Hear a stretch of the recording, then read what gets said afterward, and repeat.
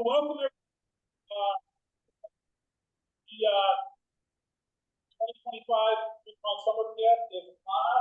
You're right, it's going to be tomorrow with the weather we're having outside. Although we had a watch, I think, at a couple Wayne County and a couple other counties this morning. So don't be fooled yet. It's still fake spring. We're glad you're all here. There's still a few people dinging in on the Zoom.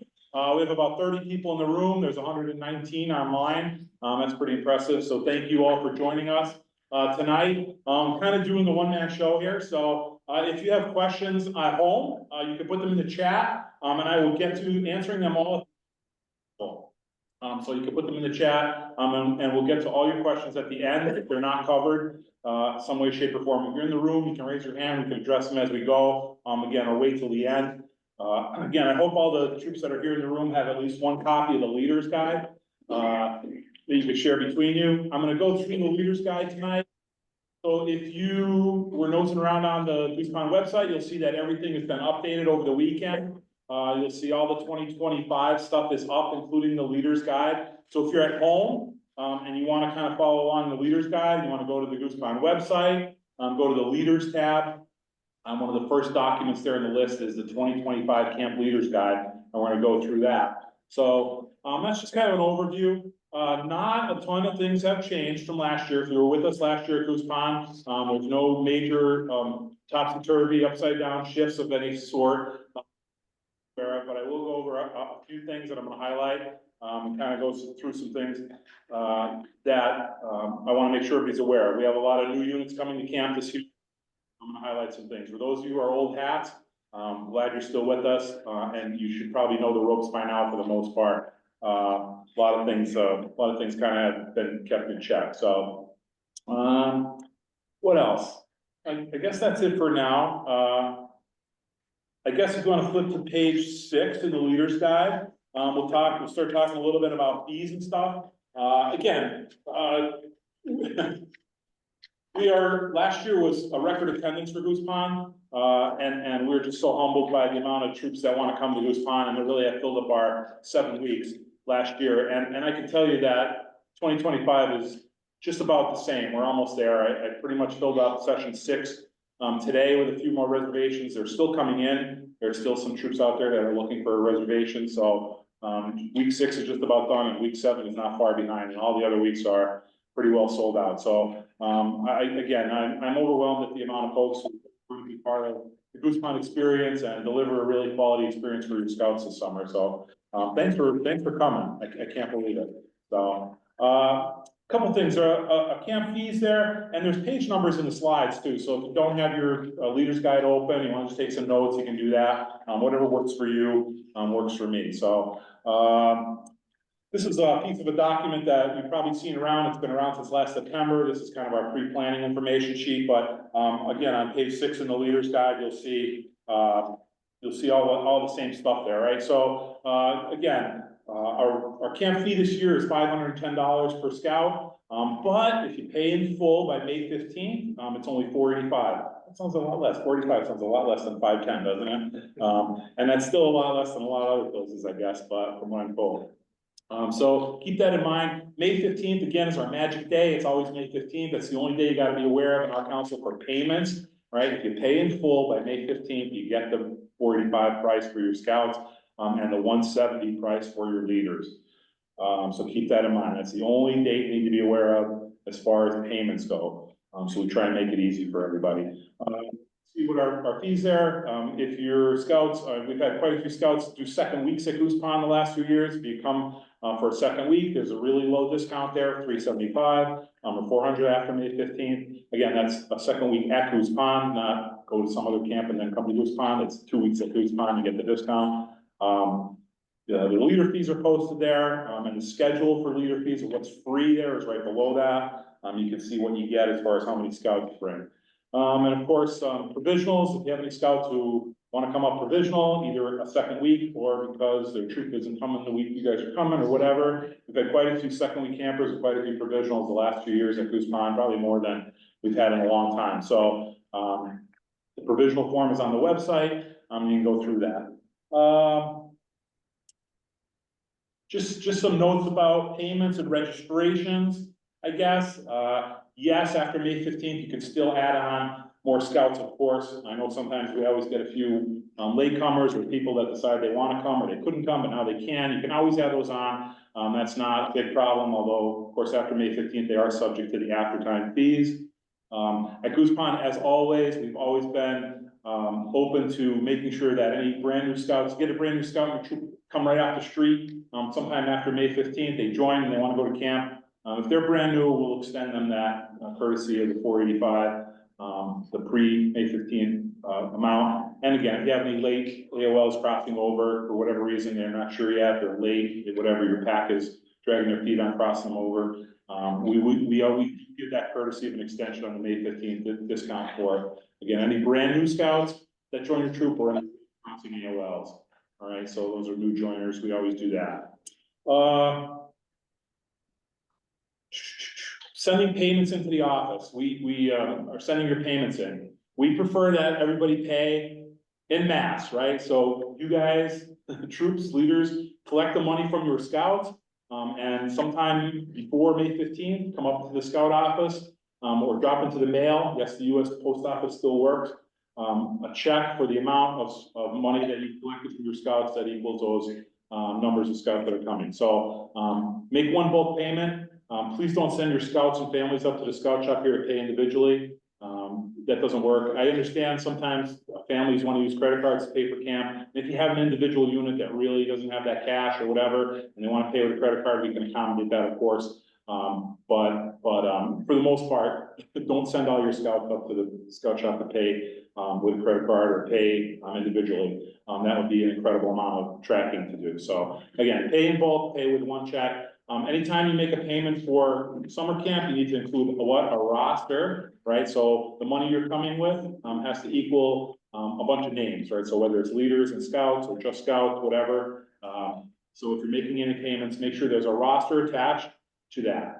You can use the roster that's generated from the online registry. You can write out clearly on a piece of paper and send it in. You could make up your own. There's an old-timey roster on the website if you want to download that and print it out and have somebody write it in and send it in. Whatever works for you, as long as we have a list of names that's associated with the money that you're turning in. Last time I checked, May 15th was a Thursday, so that's not a weird day or anything. Again, if you use the US Post Office, if your envelope is postmarked by May 15th, we'll accept that as well. Otherwise, we're in pretty good shape, I think. So any questions about any of that? Anybody in the room? Hopefully not. So send that in with the roster. If you do use a credit card to pay for camp, there is a 3% credit card surcharge for that. We do try to keep our fees low at camp, and of course, you know, taking in that extra percentage on credit cards is a lot of money to suck up. So everybody's been really great the last few years, paying with checks, coming to the office or mailing those in. So if you have any really late add-ons, you have a scout a week or two before camp, I want to go to camp. Just add them to the online registry and then bring the money to camp, right? If you bring it in here, sometimes it might be too close for us to catch that window to make sure that gets transferred up to summer camp, and so we know what's all going on, but just update the registry and then bring the money with you to camp. All right. That's here. Just a note on page 7, our refund policy. As I always say, right, so if you have any scouts who are waffling or families are not sure, I don't know if I'm going this year, I don't know, I'm not sure yet. And May 15th rolling around, leave them off, right? If they're not sure if they're coming to camp or not, leave them off. It's always better to pay that extra $25 later than risk the possibility of losing that whole $485 less than $50, right? So if they decide that, you know, something better came along that week, their dog's birthday party came along and they decide they're not going to camp, they're not going to get that money back, right? So if you have some scouts who are waffling or unsure, I always say it's always better to add them on later and pay the extra $25 and risk losing that whole lot, the large lot, right? So that makes sense to everybody, hopefully. The other part of that, I guess, is, you know, we're always sympathetic to life happening, tragedies, issues, happening. So our refund policy is posted there on page 7. It's also posted on the website. Share that with your families too. Sometimes families think, oh, well, I'm just not gonna go at the last minute, I'm gonna get my money back. So make sure as scout leadership, you guys share with your families what the refund policies as well, right? So somebody decides they don't wanna go for the last minute for some trivial reason, that's not gonna be helpful to anyone. We will transfer the money to a new ad on Scout. So we had a Scout drop for some reason, and then you had a new ad, you can credit that money to the new ad. And that's all kind of written out there on page 6 and 7. All right. That's just about everything I wanted to mention about payments, fees, that kind of stuff. Again, try to keep our fees low at Guzman, so help us out with that. Camperships, the due date for camperships is kind of a little bit loose, but April 15th is kind of the magic day. We have camperships available for scouts from Northeastern Pennsylvania Council who are attending Goose Pond. So we have a fairly large lot of money that we give out every year to support scouts with true financial need, families that need that. Again, April 15th is the magic day. We usually give out the whole lot of money right after that April 15th round. Sometimes there's a little money left. Sometimes we leave them a little bit of money left just in case there's urgencies. But your best bet is to try and get those applications in by the 15th so that you can get into that first round of delivering, doling out the money. So I hope that makes sense to everyone. Yes. Do you notify the families that and the troop or We just do. the families? We do both. We do both. So, a couple things about camperships, on page 7 there. Again, they're for scouts from Northeastern Pennsylvania who are attending Goose Pond. Scouts who put in for a campership automatically get that extension for the May 15th discount. Sometimes we don't, we have to process all that stuff, takes a long time. And sometimes we don't have that back to them by, May 15th in time. So we give them an extension to pay. In the communications to the families, it says, please pay by whatever date. If you don't pay by this date, it's gonna be the $25 more. So we communicate that to the families and copy the scout leaders on that.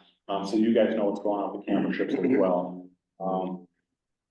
The forms are on the website, 2025 forms are on the website. They've been out since about December on the rack here and a couple other places. They've been floating around online, but they're online if you need them. So I do have a couple hard copies up here if anybody needs some hard copies that is in the room tonight. I will say this, just because maybe you're not from Northeastern PA, I will work with people if you're absolutely in a situation where you have a scout who absolutely can't come to camp and can't muster up the buck. Give me a call and we'll see what we can work out. If you're not from Northeastern Pennsylvania, sometimes I have some suggestions that may be able to help, and I can point you in the right direction. But again, we'll never turn scout away because he or she can't afford them. So keep that in mind. We'll do whatever we can. All right, again, that's on page 7. Memberships. Let's talk about medical stuff. There's really not anything new as far as medical stuff goes. So if you've been to Goose Pond before, this is kind of our snapshot or our lowdown here. The medical form from the Scouting America hasn't changed since 2019. It's still the same form. So I don't think there's any real stuff floating around out there. By now, everybody's probably using that same form. The link to the national form is on the Goose Pond webpage. The form isn't there, but the link that goes right to national is there. So if they change the form, the link is updated. So send your families there. I think you guys probably already, unless you're a really new scout leader, you probably know the drill on medical forms for scout, where to go, how to get those filled out. For Goose Pond Summer Camp, for resident camp, all youth and all adults must have a fully completed medical form, parts A, B1, B2, and C. If you're an adult and you're only staying one night, still need a full medical form. I know it's under 72 hours, but it's a resident camp, so the rule gets trumped by that. So the National Camp Accreditation Program standards trump the 72-hour rule. So if you're an adult who's coming up for one night or 2 nights or whatever, and you think you can get away without having that Part C signed, that's not correct. Right? That's not new either. That was new last year, but it's not new this year. So please, any adults who are staying overnight, any scouts who are coming, you need to have those 4 pages of the medical form completed. Part C is a doctor's signature, and then there's an additional piece that is an actual, it's a photocopy of the actual family insurance card back in front, which is indicated on the form. So if you actually read the form and fill it out, it's all on. So, medical form's pretty straightforward, I think. There's a place on there, page B2, for boosters, updates. If you had a scout who got a medical form maybe a little while ago, maybe 6 months ago, or 8 months ago, or 10 months ago, it's still good, for summer camp. But maybe some things have changed in there. There's a place for any updates, new medications, health updates or whatever. So that goes on page 2, B2. Bring your medical forms to camp with you. I know some camps around the region have been taking them in electronically or whatever. We're not doing that. Bring your completed health forms to camp with you on check-in day on Sunday. Designate someone in your troop to be the medical form collector and reviewer. Make sure all the signatures are in place. Make sure all the pages are filled out. All the stuff is there, right? It's all legible. All the insurance cards are there, copied back and front, right? So designate someone to be the medical reviewer in your troop, especially if you have a large group. That could be sometimes a daunting task to make sure everything's there. You get to camp, there's stuff missing, you know what happens, right? It's a problem at check-in, it's a problem for the scout, a problem for the family, it holds everyone up, all that kind of stuff. So make sure you have everything together, make sure everything's filled out, legible, in order, that kind of stuff, right? So I can't emphasize that enough. And all that information is on page 8 in the leader's guide. That's noted there on the sheet. Everybody's been pretty good about this, but no plastic sleeves. Some of you are super organized. You want to put those medical forms, every medical form in a nice sleeve and a nice binder. You want to give it to us, but our medical staff has to look through all those sheets of the medical form. So we have to take every one of those out of a plastic sleeve. That's no good. If it's in a binder, that's fine, but if it's in a sleeve, that's not. That takes extra time. Be pulling that stuff out and trying to keep it in order. Out in alphabetical order is helpful. Medications, scouts who are taking medications, again, please make sure the stuff's in original bottles, clearly marked. The more instructions that come from home, the better. If it's necessary, if it's as needed, if it's not necessary, if it's whatever, any information you could send us to camp from mom or dad to help us be as clear as possible with the medications that are coming to camp. That's great. The more the merrier. Again, please keep your medicine in the original bottles, put them in a Ziploc bag with the scout's name and troop number on it. And that's all there, right on page 8, right at the time there, so. Medical form, so, yeah, nothing has changed about that, pretty straightforward. We try to get through our medical checks as quickly as possible. We usually have a good team of folks to do that on Sundays. And your cooperation and preparedness, I guess, makes that really easy. So thank you very much. A couple other things there, on page 8, talk about special needs. One of the forms that we ask you to send in before you come to camp is our unit analysis form. On the bottom of that, talks about any special needs, right? So there's a dietary form. I'll talk about that in just a second. But anything beyond dietary stuff, if you have any special needs that you want us to know about in advance, that unit analysis form is the form to use to let us know about that, right? If there's anything unusual or out of the box for non-dietary, that's the place to let us know that. Again, we'll do whatever we can to make sure that everybody's on the same page and we're accommodating everybody as best as we possibly can. But knowing in advance is 75% of the battle, right? And then the next part there on page 8 is the food service stuff. I just can't emphasize enough, right? It's becoming more and more challenging for Bill, our chef, to manage meals for 300 people and another 24 special diets. He's doing it, and we're happy to accommodate that, but we need the advance notice. So we need the advance notice. We have a special dietary form. It's right on the website. We're asking you to send that in advance if you're coming to camp. 2 weeks, a week. I'll take it a week in advance, right? It says 2 weeks, but the more the better, right? Showing up on Sunday and saying, I have a special diet, sometimes doesn't work, right? Unless you brought your food with you in a cooler, that's great. But sometimes we can't accommodate. We can't have that discussion. Bill can't have the discussion with mom or dad in advance about that diet and what the expectations are and the severity of the issues, all that stuff, right? So we're doing really good, but a lot of times, especially last year, it was really hard, right? We had a lot of people just kind of showing up going, I have this issue, I have that issue, I have a special thing here, I have a special thing there. And we were not able to accommodate them as much as we would like to. Sometimes it's hard to do that when we have no notice, right? So special dietary stuff, the more notice, the better. I can't emphasize that enough on page 8 there. I put it in bold reference. Scouts and leaders have special dietary needs. Please contact us by emailing us the dietary needs form. And then, again, some people with special dietary needs, if you wanna bring your own food, that's awesome, right? Sometimes you have the things that you like, mom or dad knows what the scout wants to eat or can eat, and it's really specialized stuff. Sending that to camp is always, it's always a plus, right? We're happy to store it, prepare it, that kind of stuff. If we have it, that's fine. Sometimes coming up with stuff that we have or what's available from our end, sometimes it's challenging or the variety quite isn't there. So sending food from home is always a good plan too. We're happy to do that. Put your name on it, keep it marked. Bill does a great job with all that, so. Yeah. Question, Tony? Yeah. Yeah, you don't put out a list of what you're serving. Oh, we don't, I don't put that on the website, but if you do have folks, it is noted on the dietary form that if you do want to copy the menu, you can email us in advance. Sometimes we don't get to have that ready till right before camp starts, so we're finalizing our menu and seeing what's available and kind of what we want to change up. But I will send it to you in advance if you send us an email. All right, so if you do have a parent, we do that frequently, actually. You know, they have a real specialized diet and they want to see what the menu looks like, happy to email that out in advance.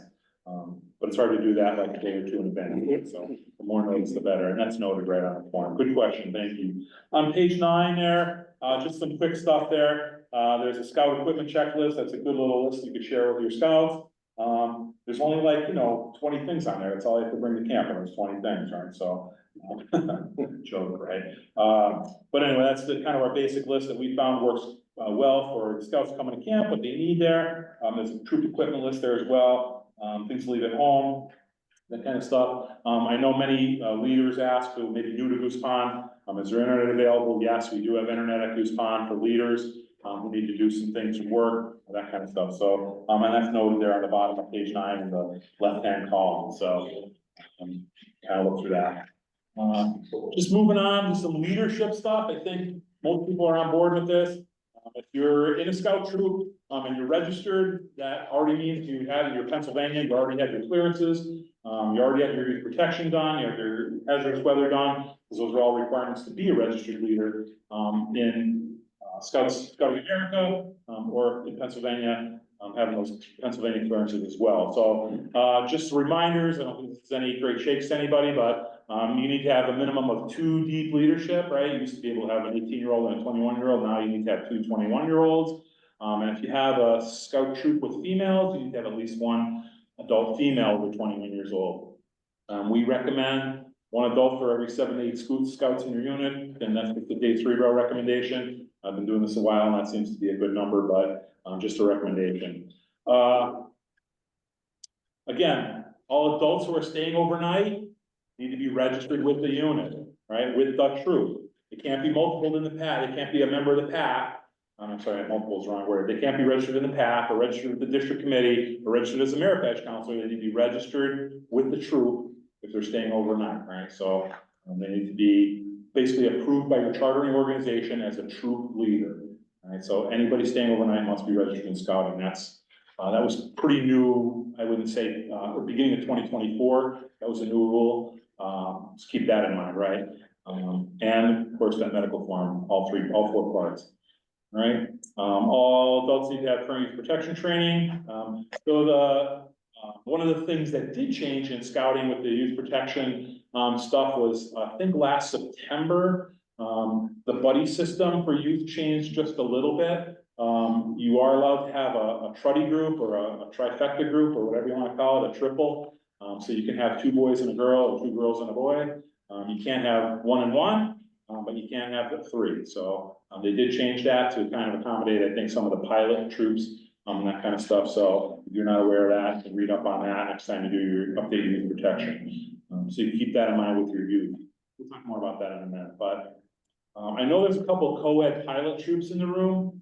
And one of the things I need to really know is if you're bringing any females with you. Most of the co-ed pilots that we have out there, they're specially designated co-ed pilots by their council. They had to fill out some documentation to be approved by the council to do that. And most of them were boys troops that kind of wanted to try, see what it's like to bring girls into their boy troop. And if you're doing that, I really need to know in advance if you're bringing girls with you. So that's a mixed group that I need to be aware of.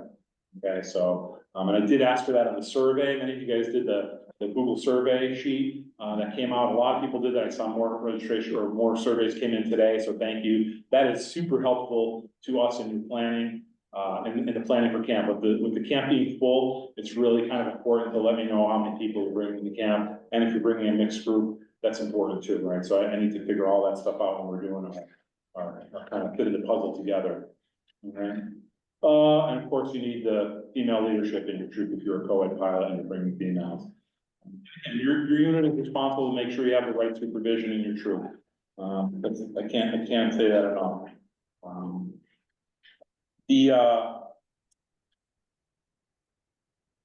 Couple things, you know, like if the scoutmaster for the troop is not coming to camp, make sure you have designate someone that is, that you're the person in charge. I'm not coming, you're the camp leader, you're in charge, right? I see that a lot of times coming to camp. Well, our leader's not here and we're just kind of figuring it out or winging it as we go. Scoutmaster, if you're not going, please designate someone else to be the summer camp scoutmaster, and get those people up to date on what's happening, right? Your scouts will have a better program if there's somebody in charge who knows what's going on and is willing to say, all right, I'm the camp leader, I'm the guy in charge, instead of a lot of this going on, right? So that's kind of a point that I wanted to share, something hasn't been always great lately. I know some of you have rotating leaders who are coming up to camp throughout the week, that's fine. You can designate who's coming up what days on the online registry, which I'll talk more about in a moment. But you can, if they're coming Monday through Wednesday and they're leaving, maybe someone else is coming up Wednesday through Saturday, that's fine. You can designate that in the registry by clicking the boxes. Or somebody's just coming up for a day or two here or there, you can do that. And you can pay that way too, right? You can pay by the day. There's two leaders splitting a week, you pay one fee and we'll just split it that way. But we're pretty flexible about that for the leaders, as far as the fees go. So you can pay by the day, you can pay by the meal if you want, or you can pay by the week. Or even a half week, I'll go a half week if somebody's kind of splitting it right down the middle. So we'll go from there. On page 11 there, you know, there's some, you know, what do I need to do to get ready for camp? There's a couple check boxes there. I'm encouraging you to read that. As a unit leader, what do you do before camp? How do you get ready? There's the stuff that you kind of need to know. That's kind of the cliff notes. Same thing for the senior patrol leader. There's some job descriptions there for before camp, not as much for the senior patrol leader before, but more during. So that stuff in mind as well. Again, that's page 10 and 11 in the leader's guide. Oh, so this is one of the documents on the website. I just pulled the PDF over, but this is what I call the cliff notes. For, you know, what do I need to, what's gonna happen on day one at check-in? What do I need to be registered for, right? So, we have so many leaders who, you know, been to other camps and every camp's a little different. Or there's a new leader this year and they never really were in charge of the check-in process. Here it is, here's the cliff notes. It's a one-page document. It tells you exactly what you need to be ready for and how day one's gonna work. All right, I still have, I had a couple units last year came and said, I didn't know we needed our benefit forms on day one. Or I didn't know we were taking a picture on day one, or I didn't know I needed to have this ready on day one. So this is it, right? This is the whole list of what you need to have ready on day one. And this is on the website. You can print it out. It's a one-page handout. It's also pretty much in the leader's guide as well. So, and that's also kind of reiterated on page 18. Yeah, it's a cliff note special there. Before we go back on page 15, I did want to note toward the bottom there on page 15. It's kind of our 14 is all of our camp policies, all the do's and don'ts. So it's kind of the hard and fast things for the most part. Please read through those. I'm not going to read them for you, but you can read through those. What's what on that? And then the youth protection stuff, we already went over that. I will say on near the bottom there where the asterisk is our appropriate attire. Just recently, Scouting America came out with a clothing guidelines policy. As a troop, you may want to take an opportunity and just review that. You can just Google scouting clothing policy. It comes right up, right? So you can look at that. What it does is it kind of leaves the clothing policy up to the troop and the chartering organization. So if you think you might have a problem or you think there might be some concern about that, this would be a great time to sit with your committee and decide what the clothing policy for your unit is, right? Of course, it's always safe and it's appropriate, and kind of follows like whatever you're doing, but for the most part, it does give you some opportunity to do that. All right, so I'll let you wear that there. At Goose Pond, we've recommended, particularly at the waterfront. Waterfront's a big area for us, and there's a lot of people down there. We do recommend, trunks for males, and one-piece shorts for females. But it's a recommendation. I'm not gonna beat anyone up about it, but that's our recommendation, so. All right, flipping back over to page 18, again, that's that quick notes check-in stuff. Getting ready, getting checked in, and here we are. So troop reservations, right, just a couple things here. Right now, if you look on the website, you'll see the grid I'm gonna show you in a minute. It just kind of has all the troops already in the dates of the sessions. It doesn't have any campsites assigned.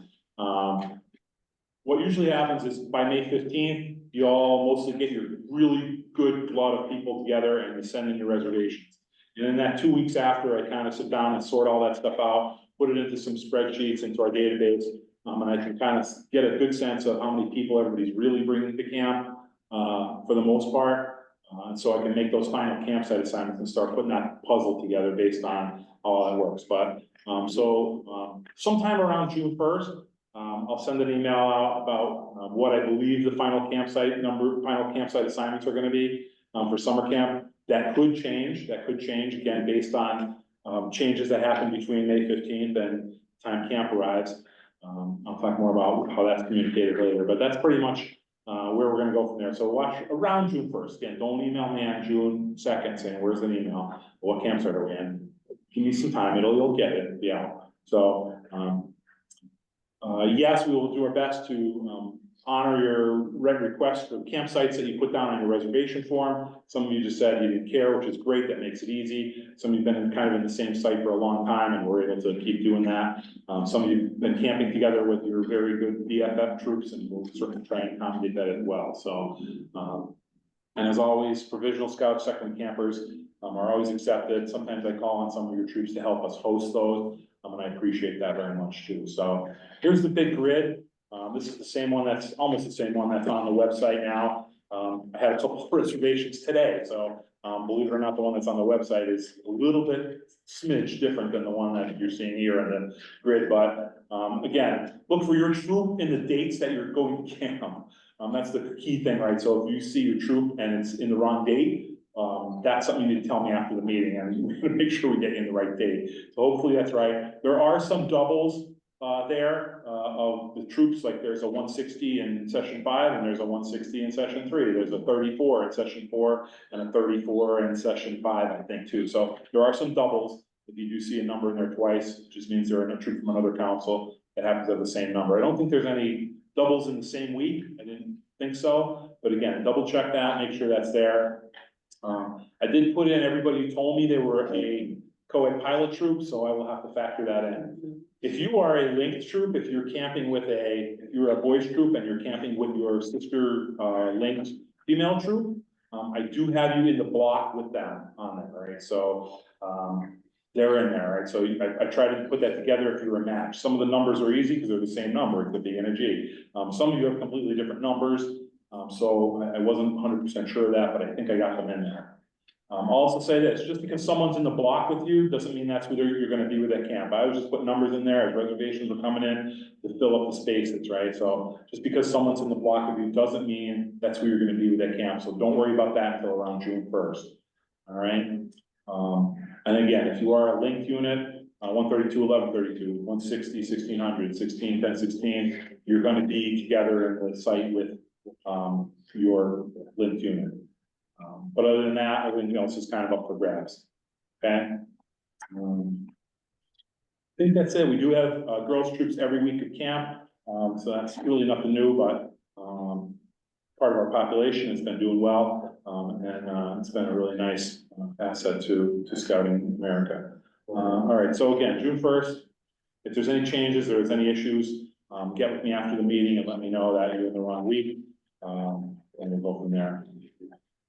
Or you don't see your number at all for some reason, something happened, made a mistake, see in session 4 there, 34 and 102. I don't know if there's supposed to be another troop in between those two lines there. If there's parentheses around your troop number, as you see in some on session 6 and 7, That means I'm still waiting for either a reservation form for you or payment from you for the reservation. So those are, people that I've talked to in the last week or so who are still kind of getting me their information. And I either haven't updated it yet or you haven't given it to me yet, so. Go from there, all right. I hope that's good. All right. I'm just on page 21. That's kind of our daily advancement, our daily schedule at Goose Pond. Some people kind of want, what's the overview look like? What's the daily schedule every day at camp? Page 21 kind of has that for you, with some generic titles in there. That's really a kind of our schedule of how we go and how we fly. Let's talk about some advancement stuff. Talk about some of the administrative stuff. Let's talk about some of the fun stuff now. Some of the program, I guess some of the program things. Our program director this summer will be Stephen Frankowitz. Many of you know Stephen. He's been on our staff for, I don't know, 6, 7, 8, 9 years, on and off a little bit, but mostly there. So Stephen will be our program director this year. I don't know if he's on the call. If he is, we can introduce him at the end. Stephen raised his hand online. Stephen, maybe we'll call on you at the end and you can introduce yourself if you want. But thank you. And Dan, our program director from last year, will also be in camp as well because he's a school teacher in New York. They don't get out of camp until a little bit. They don't get out of school till a little bit late. And so we wanted to have Stephen there as our full-time program director from beginning to end, and then some of you will see Dan as we go. So anyway, all right, Pathways program on page 23. Pathways program is our new scout program, our first year camper program, that runs from 9 to 12 each year, each day rather.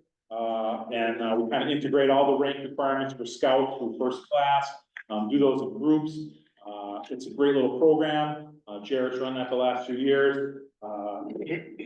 Jared Griffin, great program. We do ask that if you send scouts to that, we do ask you to send a couple of adult leaders as well. If you have, 20 scouts you're sending to Pathways, you need to send 2 or 3 adults with that program. If you have 3 or 4, 1 adult is full twice, but it's kind of in there.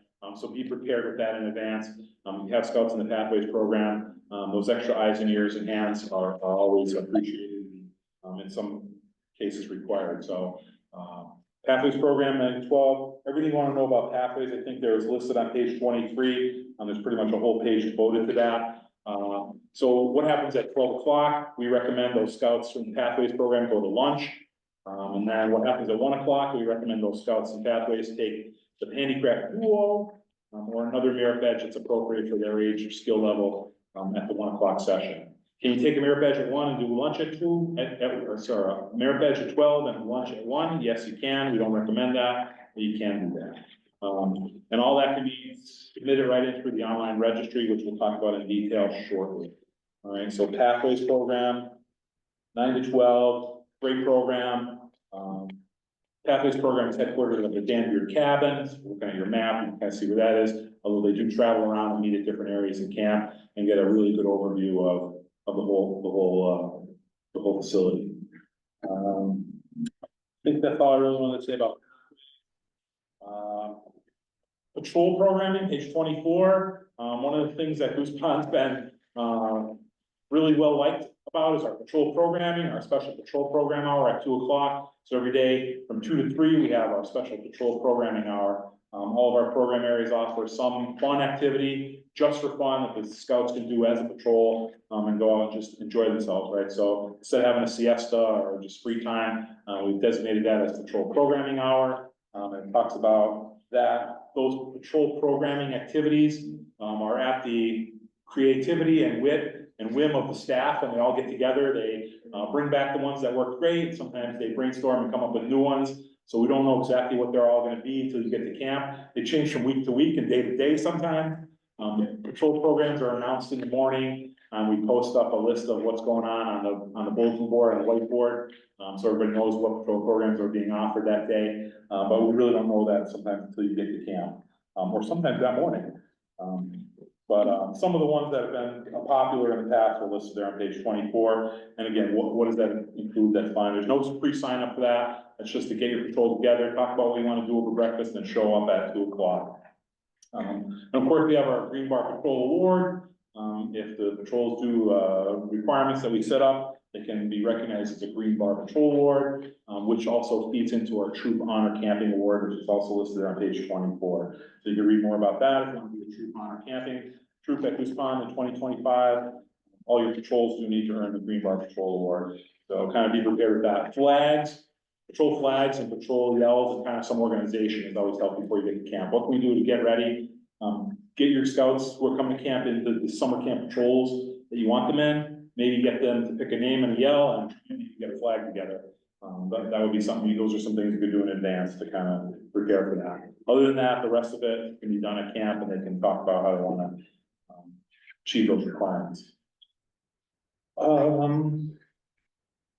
Page 25, a little bit about building a merit badge program or building a program for your scout. So on 25 to 29, but on 25, that really talks about sitting down with your scouts and working with them to pick a good schedule, right? That fits their abilities, that fits their desires, their likes, dislikes, and also kind of take into account where all that stuff is laid out at camp. So that's important. So those first two pieces there, or that second section there where it says the leader's role on page 25, you know, sit down with your scouts, take a look at the advancement schedule, sit down with your scouts, see what they need, see what they want, see what they like, see what their abilities are. You know your scouts best, right? On our merit badge listing there, on the prereq page, it has a difficulty rating on there from 1 to 5. A little arbitrary, I guess, based on the camp staff, but, you know, do you want to have your first or second year scouts signing up for a lot of 4s and 5s? No, probably you don't want to do that, right? You want to have your older scouts all taking 1s and 2s? No, you probably don't want to do that either. But your scouts know what they want to do. It's really working, I think, with your younger scouts to make sure they pick an appropriate badge schedule. So work with them, right? Make sure they know in advance what the prerequisites are for the badges that they selected, right? So they show up, I didn't know that was a prerequisite. Well, that's part of the whole process, right? So helping them understand that, and you know, make sure they know well in advance what they have to do to be ready for that. And then we'll talk about the online registry in a minute, but getting all those registries, getting all those schedules together and putting them into the registry, that'll be key. All right, there's a big bold asterisk paragraph here in the bottom, the middle of page 25. This is really important. So we put this in there. Be sure to take into consideration the location of badges at camp. It helps scouts build a schedule that is convenient to travel. Scoutcraft and shooting sports are on the opposite side of the lake from handicraft, nature, sports, arts, first aid, and aquatics. See page 26 and 38 for more information. 38 is the map. 26 is the schedule. And as a reference, it is a brisk 10 to 12 minute walk from nature to Scoutcraft. So if your scouts are starting out after breakfast at 9 at archery, and then they're going to ATVs, and then they're going to pioneering at Scoutcraft, and then they're coming back over to climbing, that's a good workout. That's not too bad, because if they're taking ATVs, they're at least 14, so they might be able to do it without any issues. But some of those younger guys, try to avoid them going back and forth, and they won't hate anyone, right? So, especially your scouts complain about their merit badge schedule, I would send them back to your leaders. Your leaders put that in there, they want you to walk around the lake for you. So keep that in mind. There's lots of, the schedule is flexible enough. I think you can build a good schedule without having to miss anything just because of that. Maybe do 2 and 2 or 1 and 3 or 3 and 1, whatever. So, keep that in mind there. Build a good schedule with your scouts. I can't emphasize that enough. Set your scouts up for success, right? Set your scouts up for success. You want them to be successful. You want them to go home with completed merit badges. You know what to do to set them up for that. It's all here. We provide all the information for you. A little bit about partials on the bottom of 25 if you're looking for anything on that.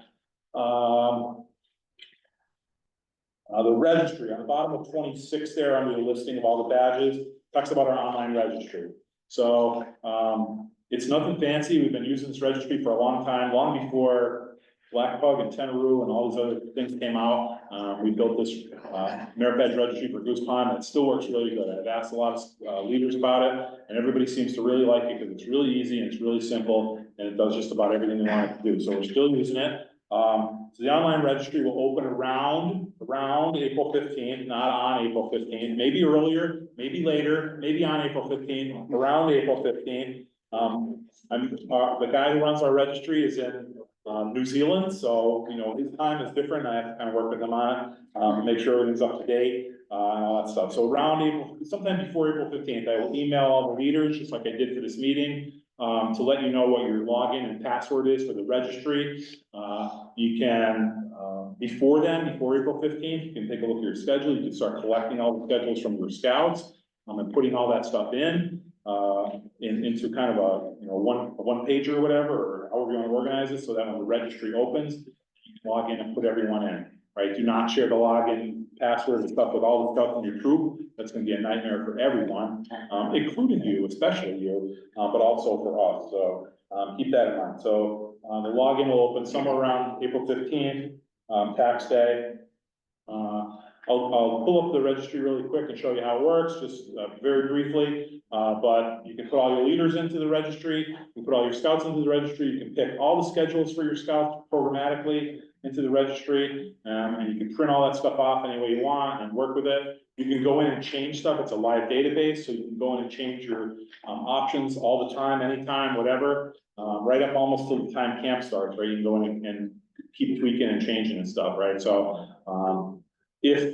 I guess the only big thing to worry about with the registry is you go to put something in and you get a thing that says wait list.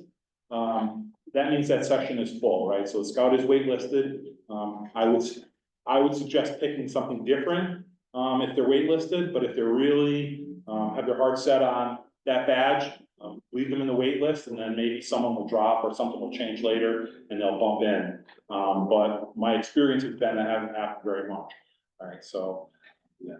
Most of our sessions are, you don't have to be online, like the minute the registry opens. A few of our sessions do have caps and they do fill up. The ATV program fills up certain weeks sometimes, because we only have so many machines that we can do. So if you have 14-year-olds who are into the ATV program, that's something you want to get in early. A few of our other badges have some caps on them, but we really don't have too many problems with that. Some of our aquatic badges, small boat sailing and others have caps. But most of them are pretty open, and knowing that in advance, if we know we need to open 2 sessions, we have 30 scouts in swimming, we're gonna open 2 sessions, we're gonna try and get 2 staff members and split that in half, right, so that's 15 and 15. All right, so keep that in mind, again, you can also use that registry to print out your roster and send it in with your payment, right, so these are the scouts that came in out of the registry, this is the payments we're sending in, and it kind of matches up good. The registry does not link up to Scoutbook, it does not link up to other software. So you will have to, at the end, you'll still have to put all the stuff into Scoutbook if you're using that on your own. Which I polled some leaders and everybody said, that's okay, we don't mind putting the stuff in on our own, because we know it's going in the way we want it to be, and it's going in the correct way, and it's not getting garbled up. So,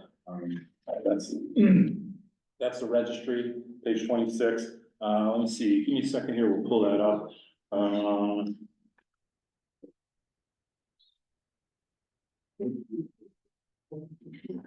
Here's the registry login. When you log in, it looks just like this. I picked a unit that's was at Goose Pond last year that's not coming back next year. I'm just using their login to do that. So you can view or edit your youth roster. What that is. So you can see your scouts. So if you've been to Goose Pond before, the scouts who went to camp the last time you were at Goose Pond are still gonna be in there. So if Matthew's not coming this year, you just delete him, he's gone. And if you have any new scouts, you can go over here and just add them in.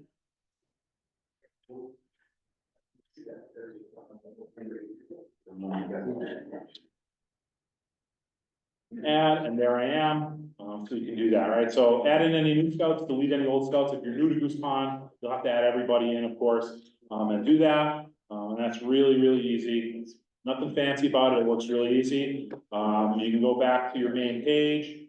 When you have all your scouts in, you can go to design their schedule. This is the schedule that these scouts had last year. It hasn't been wiped yet.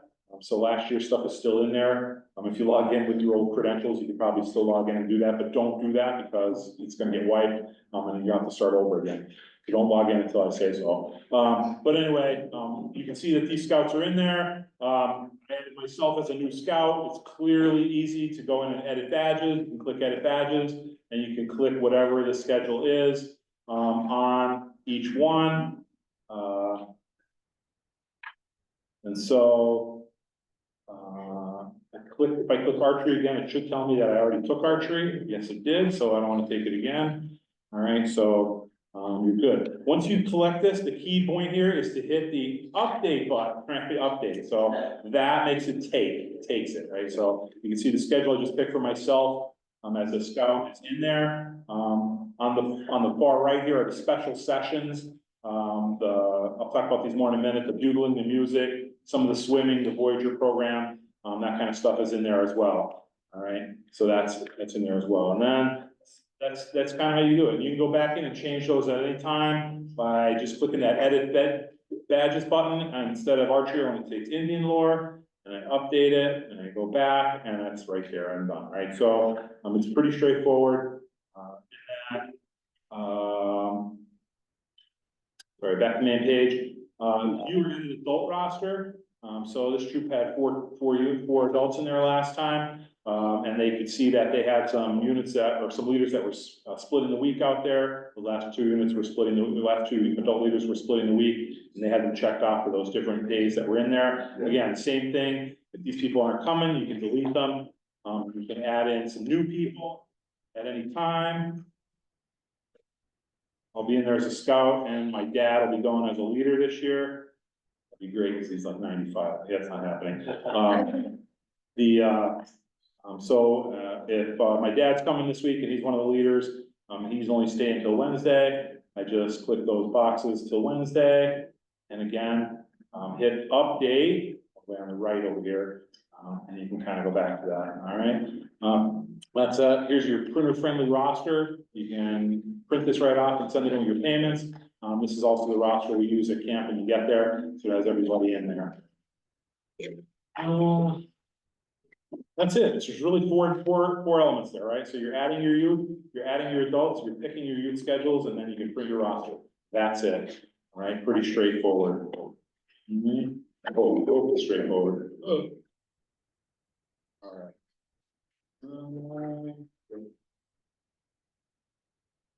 All right, back to our stuff here. So that's the registry. I hope everybody's okay with that. It's really easy to use.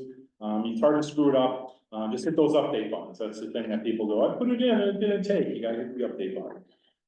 Okay. All right, so page 27 is really the grid schedule there. You can see what we're doing. I always list it as a draft. Sometimes it will change as we get closer in there, but hopefully it won't. This is the schedule that we're gonna be using there. On the bottom there, just some notes there. I talked about the WL, the wait list. If you get registry, you're best to pick something else.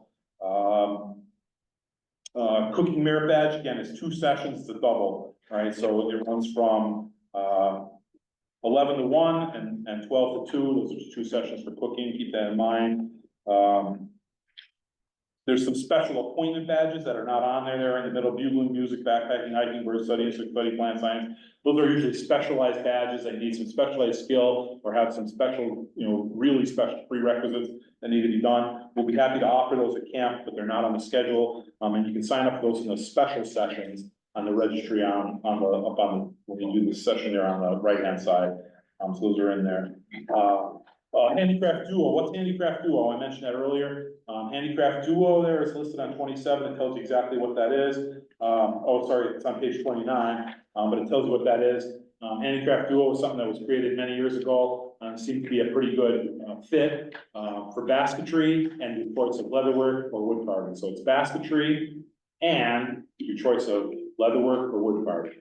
All right, so it's 2 badges, but the second one is a choice. So basketry is everybody. You come and sign up for the Duo, you get basketry, and then you can pick leatherwork or wood carving, right? So it's easy. Pretty straightforward. 2 blue cards, right? You need a blue card for each one. And the handicraft staff will facilitate that when the scouts get to the first session. They will be doing basketry first, and they'll do the other second. So.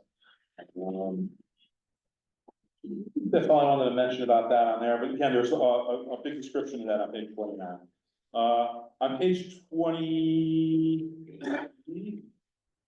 so here's the grid. So this is the PDF of this handout. So I know a lot of troops like to just print this out and give it to the scouts. So they have like a one page, here's what they're offering at Goose Pond, right? So you can print this out and give it to them, right? It kind of shows that. And then the back page, or the second page of this is really page 28.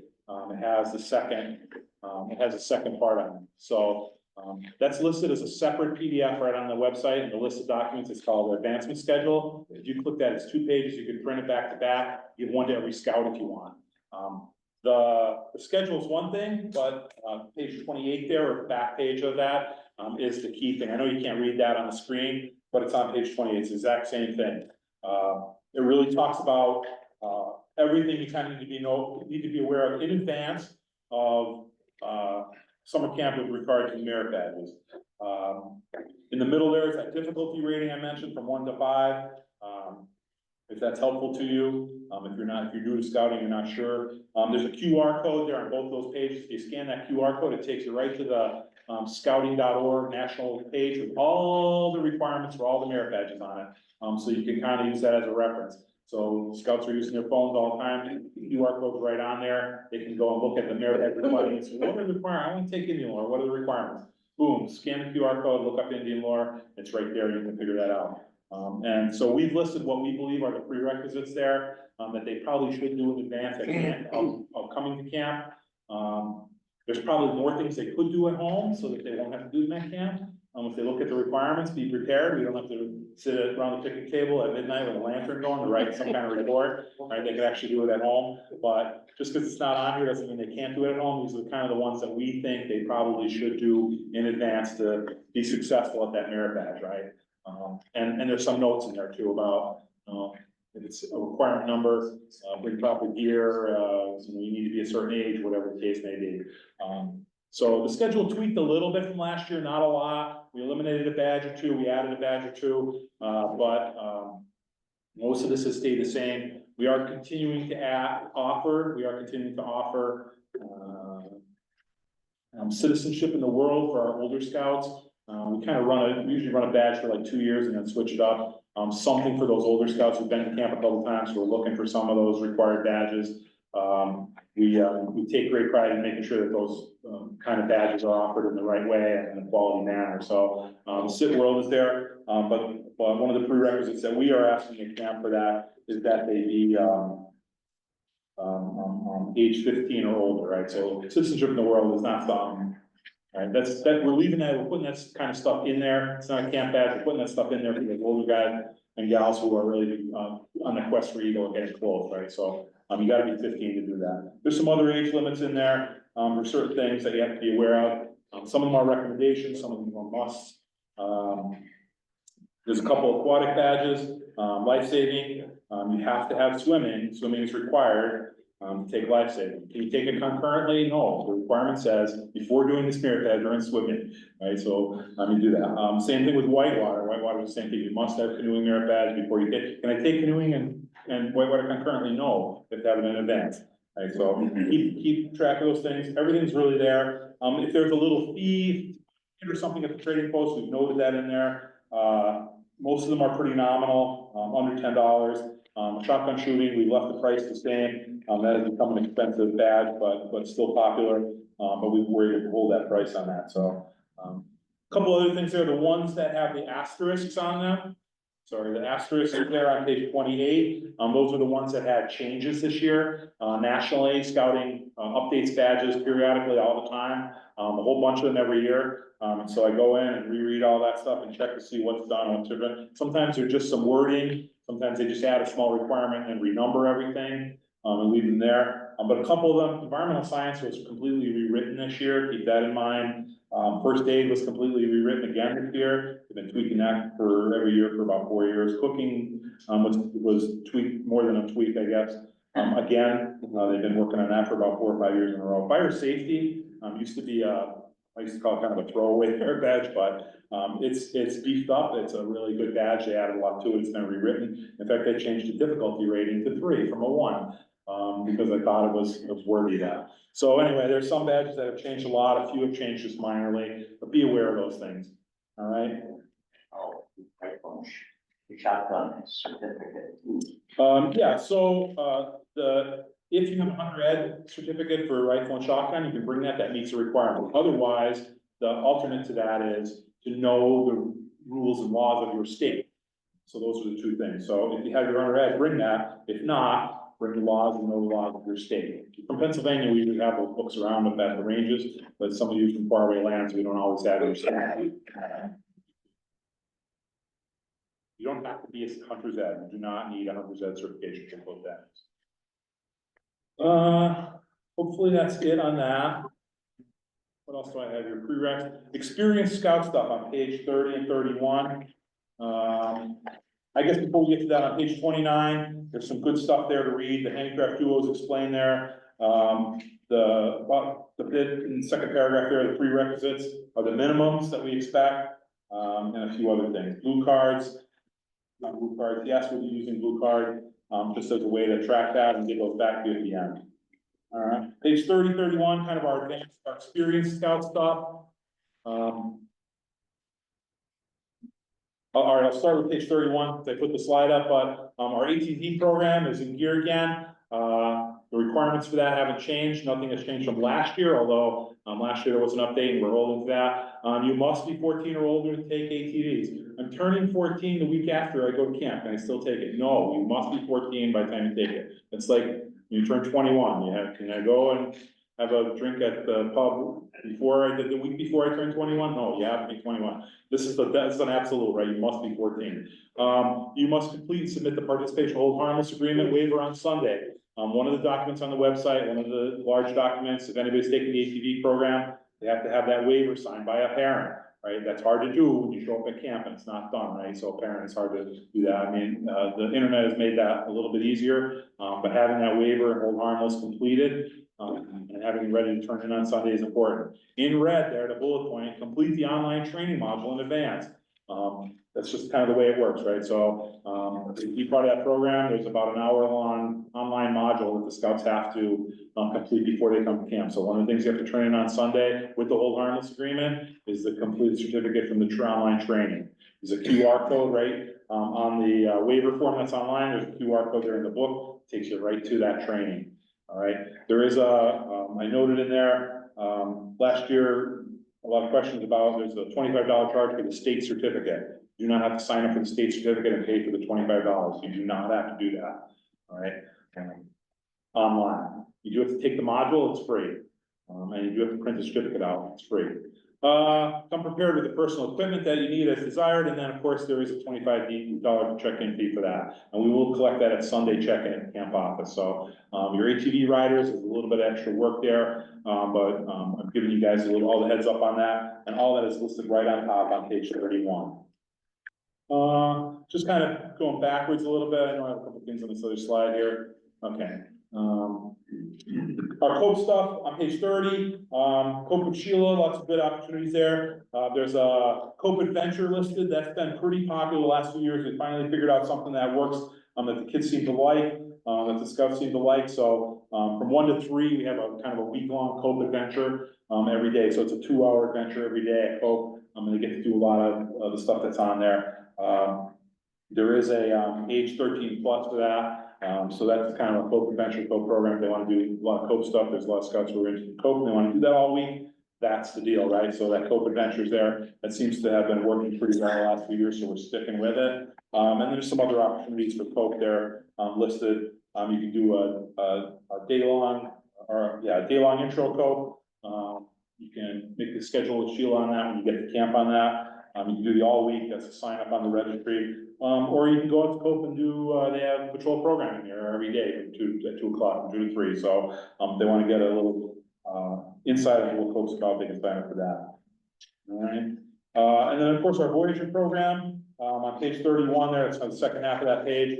Again, for older scouts who've been to camp a couple times before, our Voyager program, we don't get a lot of folks taking it, but the last few years, the scouts who have participated in it seem to have liked it a lot. It's kind of a backstage path to some things at camp and do some special stuff that not everybody gets to do. Maybe go on some trips and do some cool stuff. So if you have any scouts who are looking for something that's not AmeriCAD, and they're already in that 15, 16, 17-year-old group, and they want to come to camp, we got something for them. We'll do the best we can to try and keep them interested. The last few years have been pretty good, so we're hoping to keep that up. The last thing there, I guess, on page 32 is all of our special stuff. Again, not all of it, but most of the staples or the traditional stuff that we've offered at Goose Pond. All those things are listed there, all those things that we do in camp. So the total trip environment trip, big deal. Polar bear swim, always a big deal. Mile swim, a big deal, right? Instructional swim, that's something we offer at camp. So if you have scouts who aren't too good, our waterfront staff is always there to help them with improving their swimming skills. So there's instructional swim and a whole bunch of other stuff, Yeah, we're nearing the end here. Some miscellaneous notes on page 33. We really have, since the pandemic, we kind of did away with the family night thing. It used to be Wednesday night and we kind of opened our doors wide for everybody. Now we're only opening our doors narrowly. COVID, we weren't able to do family nights or whatever those years that were close to COVID, and a lot of scout leaders said, "Hey, this is great. We like not having family night," and so a lot of people did away with it. So we as a camp are not necessarily fostering a family night, but if you want to do one as a troop, that's up to you. The first line there says, family night visitors only if determined by the troop leadership. Family may pre-schedule a visit. So again, we don't really have an open house or family night, but if your troop wants to organize one, Wednesday night is the night to do that, and you'll need to communicate what you're doing to us at the camp, so that we have an idea of who's coming in and what you're doing and that kind of stuff. And in lieu of family night stuff and open house stuff, we will be offering some great program at camp, filling up that slot with things to do. So there's plenty for your scouts to do, or you can make it a troop night and have some stuff in your own campsite with your own folks. But there's always stuff to do at Goose Pond, right? So that's kind of on the top of page 33 there. Talks about visitors, how that all works, checking in, checking out, whatever. The meal prices are there, per meal prices are there for additional visitors and such. One of the few things that is not on the website right now is the camp t-shirt pre-order form. I usually get that out a little bit later after the artwork is finalized. And I actually got to jump on that. I'm working with Bob Jones, one of our alumni, to help develop some designs early, so I can have that to you soon. Prices are expected to be $15. If you're a little later in the season, if you're coming weeks 5, 6, 7, I would very much encourage you to pre-order your shirts as soon as you have that together and get that in, so we can pull those and put them aside for you and have them ready. Of course, as the summer dwindles, the size colors sometimes dwindle as well, so we don't want anyone to go home disappointed. So pre-order your shirts. Almost a lot of people pre-ordered shirts last year. That was almost a given. So keep an eye on your email for the t-shirt order form. If you look on the website, it says coming soon. I think I have a snapshot of that here. A copy of the recording for this meeting tonight will be also posted online. It says coming soon right now, but we'll get that clipped and we'll put it up on the website. So if you want to listen to this meeting again, because it's enthralling and exciting, you can do that, or share it with your families and your troop to listen to as well. The leader's guide is really where all the good stuff is. All that's on the website. I know there's not a lot of pictures or graphics in our leader's guide. It's not really like, something you want to get the crayons out over, but it is got just about everything in it, right? So I've been doing this for a while, and I've been able to, with the camp staff and feedback from everybody, there's not too many questions I don't think aren't answered in this leader's guide. So I know it's not exciting reading, but if you're new to Goose Pond, I would encourage you to read through our leader's guide. It's easy reading. I wrote most of it, so there's no real big words. And just about everything I think you could think of is answered in this leader's guide. But again, someone stumps me every time. Here's a this is a snapshot of a screenshot of the leaders page of the website. Again, nothing fancy, but everything's there, right? So that's the leaders guide. It's the gpsr.natadsa.org/leader resources. Everything's there. Just coming soon on top there, you'll see that's where the leaders recording will be. The leaders guide, that advancement schedule with the prerequisites that I encourage. Again, that's a great handout printout and to your scouts to get them started on their schedules. The fees pre-planning sheet, what's due when the dates are due. That Cliff Note check-in sheet is right there. Couple forms are there. This is that Cliff Note sheet. One page back and front, got everything you need to know about what you need to do on day one and what's going to happen. A couple of these other forms that are on there, the unit analysis form, this is the, that's not it, maybe I didn't print it. Oh, I did. Simple form, just helps us a couple days in advance of your arrival, just to confirm that we're all on the same page with adults, scouts, males, females, where you're from, and any special needs that are non-dietary, you can put on the bottom. And all these forms are fillable, right? You can just open them up and type in them, and then print them or email them or whatever you want, right? So, dietary needs form, that's that one I talked about, right? So you're gonna have scouts with special dietary needs, this is the form, right? This is the form. In advance, probably, these two are really the two you need in advance, really important. Everything else you could bring to camp on check-in day. We are offering some of those food and fare specials again. If you're bringing some visitors up for Wednesday night, they can, buy dinner with us. We have firewood available, and in the past, we're doing that. If you want to do the ice cream social, we have that on here as well, so that's cool. Check out the food and fare form in advance of coming to camp, and see if there's anything you guys want to do on there. All optional, of course, but it does help us out. We're gonna be taking pictures again at camp. The troop photo order form is there. Coming soon, the t-shirts, the medical record that links right to national. The campership forms are on there. The ATV, all the ATV stuff is in there. That's a 4-page packet, I think, but it's there. So the ATV folks are right there. The reservation chart that I shared with you earlier is there. A new scout brochure, sometimes it's, we've gotten some good feedback on this over the years. It's like a tri-fold brochure, or if you have any new scouts who are just joining the troop, you want to give something to mom, dad, maybe a little smattering of what maybe it's like for a first-year scout. There's a little brochure there, and I also have some printed up front here if you want to take a couple with you, or you can print them out yourself. Pre-swim checks, it's a good question. If you want to do your swim checks in advance of coming to camp, so you don't have to do them on Sunday, you can do that with the proper personnel with the proper credentials. So that form to do that pre-swim check classification outside of camp before you get there, is right there. All the instructions are there about who can do it, about what information we need, is right there. So you can, do that. That's been updated for this year, for 2025. We do have about, I'm gonna say 10 or 15% of the troops, maybe 20% certain weeks, come with a pre-swim check done. So we need that in advance of coming to camp.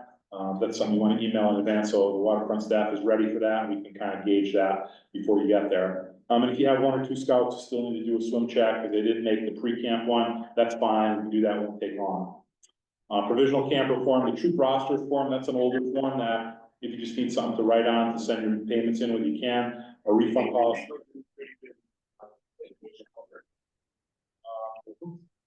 At the bottom there, the registry link will be there. So when the registry's open, the link will be right there as well. But you'll need the credential for your troop to log in. They're all you need.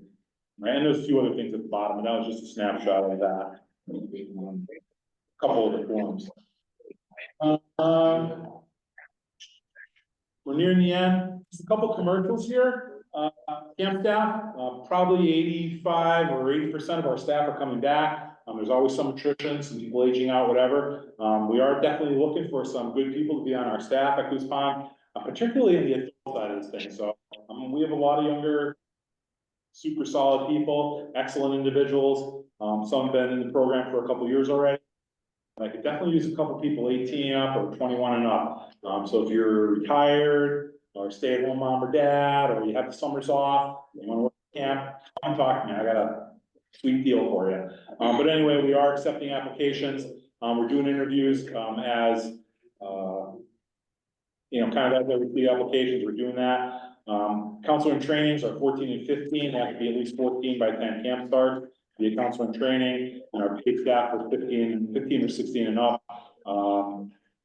Goose Pond, being on camp staff, ask anybody who's been on staff, they'll probably tell you it's an amazing experience.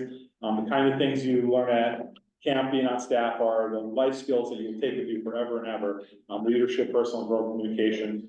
And so I've seen some of these scouts grow up in the course of 7 weeks, sometimes, as opposed to years. They grow up so much in a couple of years. It's a great experience. If you have any scouts who are interested, please send them our way. The camp staff applications are right on the Goose Pond website there, /staff. We're going from there. A couple things that are new and improved at Goose Pond, we've been continuously doing a lot of good stuff at Goose Pond over the years. Probably our biggest improvement for this year, this is a view of our, for those who've been to Goose Pond before, if you've not been there, this isn't gonna mean a lot to you, but those who've been there before, this is a view of the shale pit at Goose Pond, or the shale lot or shale activity field, whatever you wanna call it. We completely rebuilt it. It's finally, it doesn't look like a third world country after a war. It looks really great. So, on the far right there, that little gray strip is a play field. Doesn't look very big on there, but it is pretty big. So that's a designated play area that'll never be driven on because it's all barricaded off with poles. So that's gonna be a games field. It'll be, a really nice place to play. You won't twist your ankle playing stuff, whatever. The parking area there is pretty much paved. It's not full paved, but it's milling, so it's almost paved. It looks really great. And then that, big open area there to the far left is our new ATV training area. And the whole area has been really done. So, that was one of our weak points, I think, at camp, over the last couple of years, so we've taken care of that. We've done a lot of other stuff at Goose Pond too, stuff that you're never gonna notice or even care about, because you can't see it. We fixed a lot of roads, we cut down a lot of trees, trimmed a lot of branches, done a lot of infrastructure underground, things that you can't see. We're doing all the things we need to do, but it's probably our biggest thing, for this year anyway, something to look forward to. Can't wait to see when the grass and stuff starts coming in. I do want to say thank you.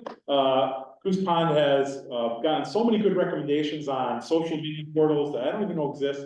People call me up and say, "Want to come to Goose Pond? But somebody recommended you on a Facebook group or an Instagram group or some other group that we're in. We heard you guys do a great job with girls troops. We heard you guys have this great patrol programming thing, and so we're sold out again this year. I'm so humbled." But thank you for all the great recommendations from those who've been at Goose Pond before. If you didn't know, in the most recent, not the one that just came this week, but the March issue of Scout Life Magazine, we were featured in there as one of 8 incredible camps across the country. So, thanks for doing that, or whoever recommended us to Scout Life Magazine. If you have any scouts who are readers and they want to post a picture of themselves like these guys did, with the article, I will send them a very cool packet of swag, in the mail. And if they, let us post their picture, we will. So, that's kind of an ongoing thing, but I just want to say thank you to everybody for all the great recommendations. We were featured in Scout Life Magazine. That was exciting for me as somebody that worked at Goose Pond for a long time. Just a quick question, just a quick promotion on our NYLT course, open to out-of-council units as well. If you have scouts who want to take the National Youth Leadership Training course, ours is coming up 2 weekends, April 25th to 27th and May 2nd to the 4th at Goose Pond. Craig Obermiller, who many of you know from our council here, is a scoutmaster, and you can register online at bpabsa.org/NYLT. It's a great course. I have some training flyers up here. I have the NYLT flyer. We have Baloo, we have ILS coming up. We have a Jamboree coming up with some Hershey Park stuff, some other cool stuff. So if you're interested in any of that stuff, grab a sheet or check out our council website. You can do that. Just some upcoming dates, I guess, just a snapshot of things that are just coming up in the next couple of months, in the next 8 weeks or so. Next weekend, I think that's next weekend, right? Next weekend, I have 2 weekends. We have Baloo and our IOLS training at Camp Akahila. So if you're a Cub leader, you want to take Cubs camping, and you want to take your Baloo, if you need scout leaders, assistant scoutmasters or scoutmasters who need their outdoor training, we'll be offering at Akahila the same time, same weekend. April 5th at Goose Pond, we're having a little work day. We're doing some log splitting and cleanup. We had a lot of trees cut down at Goose Pond, and we had a lot of branches and stuff come down in our harsh winter. We had some heavy ice and some snow and a lot of wind this year. So we're just doing a cleanup day. At Goose Pond, April 5th, if you want to come out. If you want more information, just email me, let me know. Our counselor and training orientation meeting for all the scouts who want to be CITs at Goose Pond is April 14th here. And those have applied, are communicated on that, but if you have any scouts who are thinking about signing up, try and get them in before that April 14th meeting. Camperships are due the April 15th, NYLT, last weekend, April, first weekend, May. Our hammer and saw day at Goose Pond, that's just a work day. Anybody wants to come out and help us out, kind of get the camp ready, get cleaned up, do some projects, we would certainly appreciate the help. There's a flyer on that up on the table, and then May 15th, that's that camp payments due in full, right? So keep that in mind. What's next? What's going to happen next? So after this meeting, the next communication you're gonna get from me, keep an eye on the website, and keep an eye on your email for any updated information. If you want to, when I send an email out, you wanna send that to every leader in your troop, go ahead, go for it. If you want me to add another leader to the primary list of leaders who are getting contacted from me directly, you can send me that information, say, please add this person as a second leader, and I'll put it in the database. So when those things do go out, from time to time, they'll get copied as well. If not, you feel free to forward it to everybody you want. The next big email, I might send some updates out in between, but the next big email is that early June, right around June 1st-ish. All right, that'll be the final campsite assignments, give or take. That'll be, I'll send out all the forms and what you need to have ready for camp, so you can kind of start thinking about that. So around June 1st, you'll get that kind of one more blurb from me, one more blast. I'll either have the t-shirt order in at that point or even before, so you can watch for those with a couple extra things. If you have any questions, email us, watch the website for any, changes. And then the second email is about a week before you come to camp. That's my final check-in for you. It's the final campsite assignments. They usually don't change too much. They Oh, no, do. go ahead. Yeah.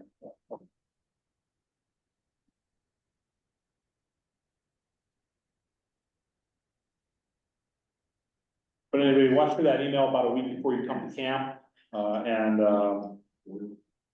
kind of the final last minute stuff, that you can share with everybody.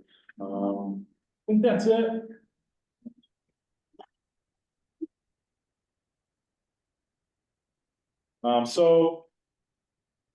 Questions in the room from anybody on anything? If not, I'm gonna go to the chat and then we'll answer those in the chat and then.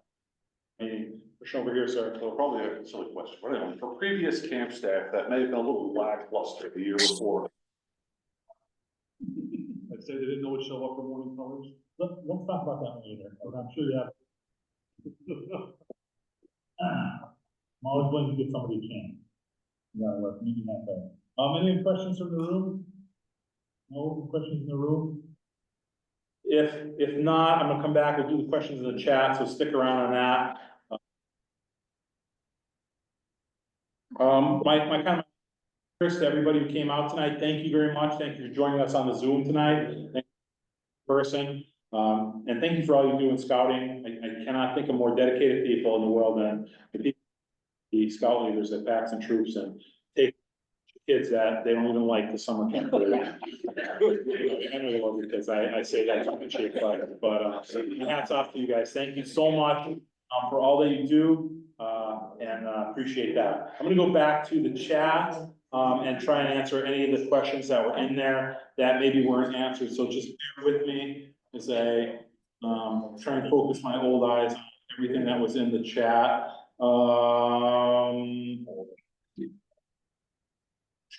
Is the meeting being recorded? Yes, it is.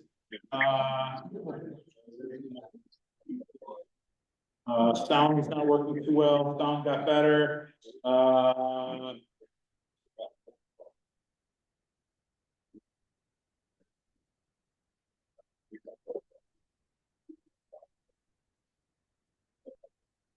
Can we pay the electronic check? I don't think so. I'm pretty sure our council doesn't have that set up.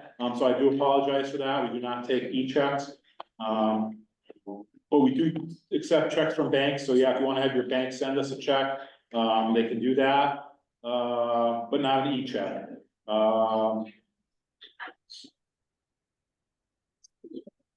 You could pay online, but there would be a credit card, 3% charge for that, yes. If they're a registration portal, I'm not sure what that means, but yes, there'll be the online registry for merit badges. I'm assuming that's what that was. That was probably earlier in the chat. We have one adult leader attend the first half of the week and a second leader the rest of the week. Absolutely, you can split the week any way you want with your leaders or pay for a portion thereof, and we will prorate that fee accordingly. Can we keep non-refrigerated medicines in our site? Yes, you can, with approval from our health officer, and providing they are under solid lock and key and under the direction of someone appropriate, some adult appropriate. What type of activities or blends do you have for adults? If you look in the leaders guide, there's a couple of different pages that talk about what kind of fun stuff we offer for adults. as well as what trainings we offer for adults. So, I don't know if these pages are off the top of my head, but yes, there's usually plenty to do for adults if you want to. Is there a swim test? Yes, there is. I talked about that. Meals, our troops assigned seating. So I didn't talk about lunch at all. Our meals are, sorry, that's a good point. Our breakfast and our dinner are family style. So you will have a waiter, and you'll have 8 seats per table, so you can assign your seats if you want in advance. You'll be assigned tables, again, based on multiples of 8 for breakfast and for dinner. Lunch is a kind of a cafeteria style. You can select the lunch in the registry that fits the scout schedule best, either 12 or 1. And that's kind of a cafeteria style. The scouts can come in anywhere from the top of the hour till about quarter after or so, 20 after, and get their lunch. And then when they're done, they can leave. They do not have to sit together at lunch. Of course, keeping buddy groups in mind, but for the most part, lunch is pretty open. They can do anything they want. I would say try not to schedule your whole troop to go to the same lunch. I know some troops like to do that, and that's your choice. But sometimes the scout schedules suffer because of that, right? Some of the scouts don't get what they want because somebody wants the whole troop to eat lunch together, and you can do that if you want. It's totally up to you. But I would try to shy away from that because it makes it harder, I think. So hopefully there's no other questions on that lunch. That is listed in the leader's guide on how that works on the pages about that. Pre-swim checks we talked about. Emailed, I don't see troop 21. It's there, 629, it is there. Oh, it's the last one, there you go, to it, there you go. 26 should be in section 7. All right, I'll have to make a note about that. Let's see what the scoop is on that.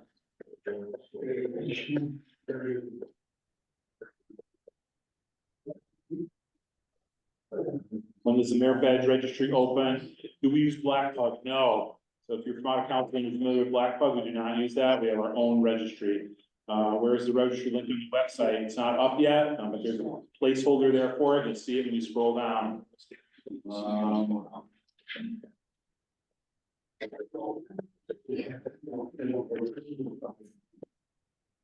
We can't register our scout before merit badge selection is open. No, you cannot register your scout badges before the registry is open, but you can register them before you pay for them. Sometimes we have to split hairs over that, right? So if there is a scout who registered but didn't pay, and then paid but didn't register, that wants a spot in ATV, I have given it to the person who paid first. Keep that in mind. I only ever do that once or twice.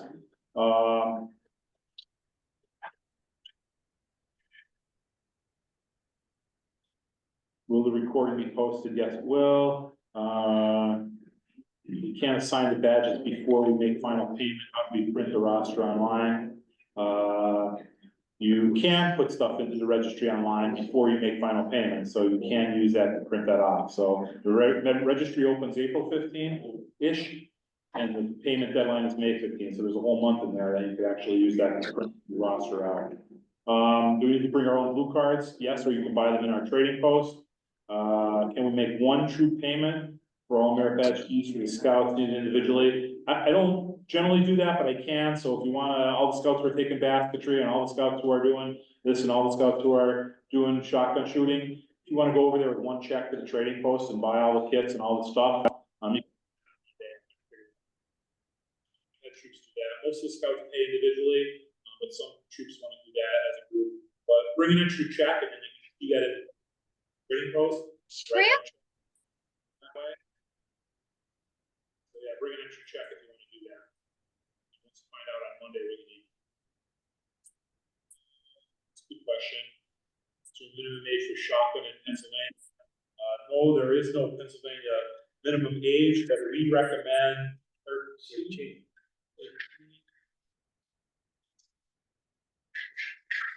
It says on there.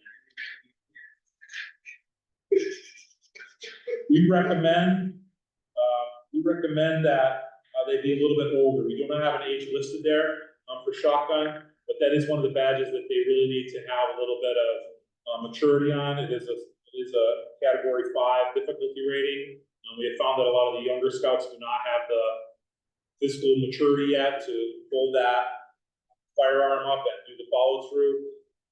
they have been doing shotgun shooting with dad or uncles, experience, they'll probably be fine. If they've never done that before, I would wait till they get a little bit older. So there's no minimum age, but it is kind of an older scout badge.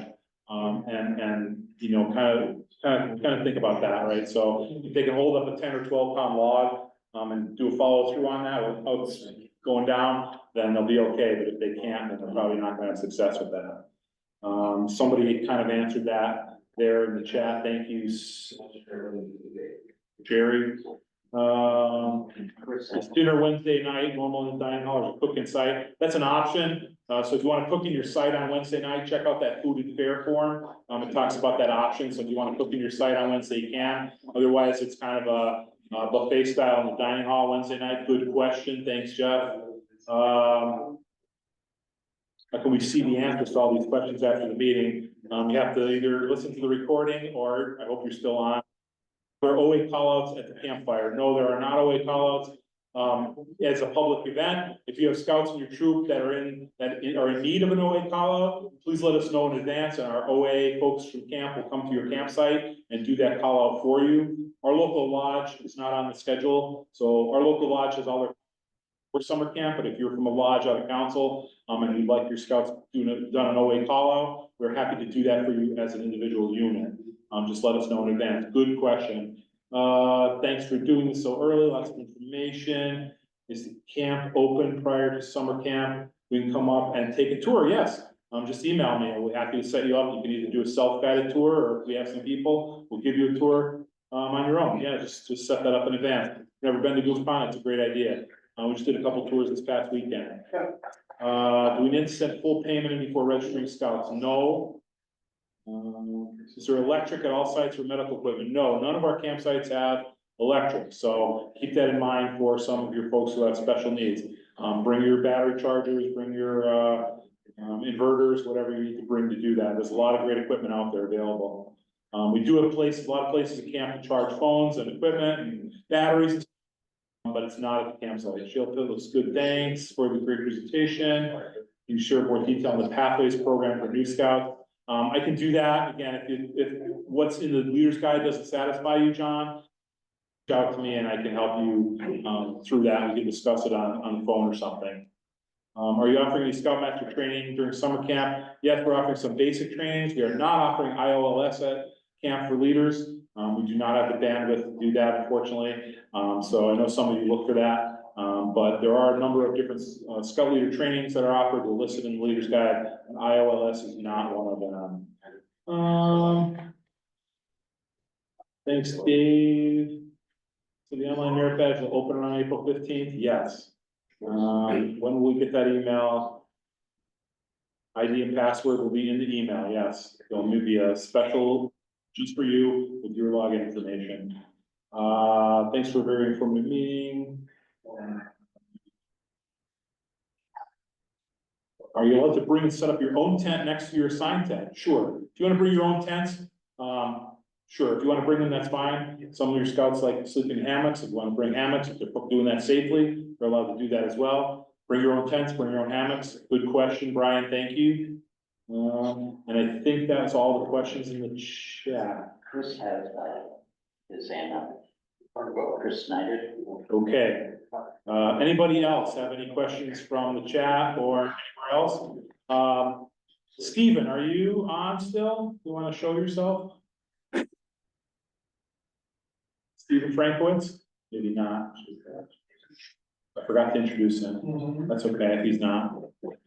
Chris Snyder, do you have your hand up? Do you have a question? Negative. Negative, I do not. I'm looking forward to coming back though. Chris is an old alumni from Goose Pond, who's now in the council. Have any questions about anything? There was concerns about anything, you need more information, please reach out. I'll be doing this next week. I'll be kind of just doing follow-up and clean up on stuff and making sure that everybody's doing the right thing. If you have any questions, let us know. If you want to stick around here in the room, great. Have a safe trip home. Cycling merit badge, do they have bikes there? Or Yes, if they're taking cycling merit badge, we have bikes. If they want to bring their own, they can, but they can only use it for cycling merit badge. All right. Thanks, Dave. Thank you, everyone. You're awesome. Thanks. What's next? There's some handouts up here if you want, I think, think of anything that might be helpful.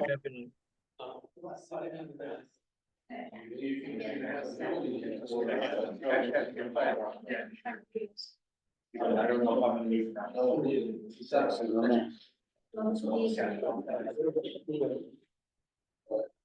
We've done it the last few, but. I don't know, I mean, we're gonna get figure it out. No, I know, and I didn't No, know. every week, we want to. Yeah. Sounds good.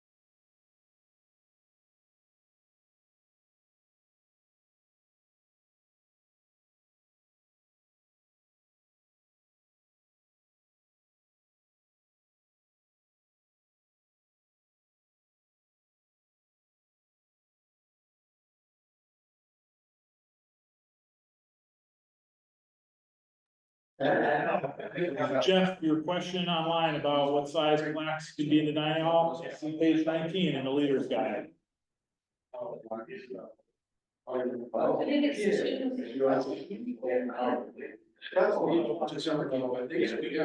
There you